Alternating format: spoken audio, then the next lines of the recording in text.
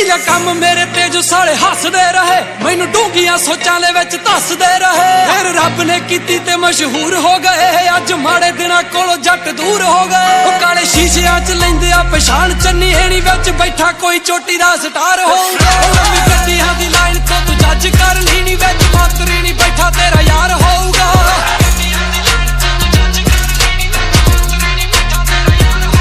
ਲੰਮੀ ਗੱਡੀਆਂ ਦੀ ਲਾਈਨ ਤੋਂ ਤੂੰ ਜੱਜ ਕਰ ਲਈ ਨੀ, ਵਿੱਚ ਮੰਤਰੀ ਨਹੀਂ ਬੈਠਾ ਤੇਰਾ ਯਾਰ ਹੋਊਗਾ।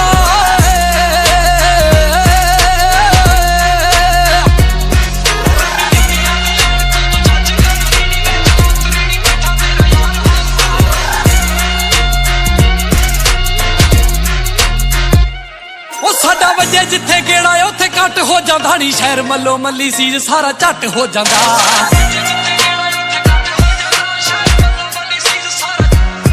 ਸਾਡਾ ਵਜੇ ਜਿੱਥੇ ਗੇੜਾ ਉੱਥੇ ਇਕੱਠ ਹੋ ਜਾਂਦਾ, ਸ਼ਹਿਰ ਮੱਲੋ ਮੱਲੀ ਸੀਜ਼ ਸਾਰਾ ਝੱਟ ਹੋ ਜਾਂਦਾ। ਰੌਲਾ ਐਂਟਰੀ ਸਾਡੀ ਦਾ ਪਹੁੰਚੇ ਘਰ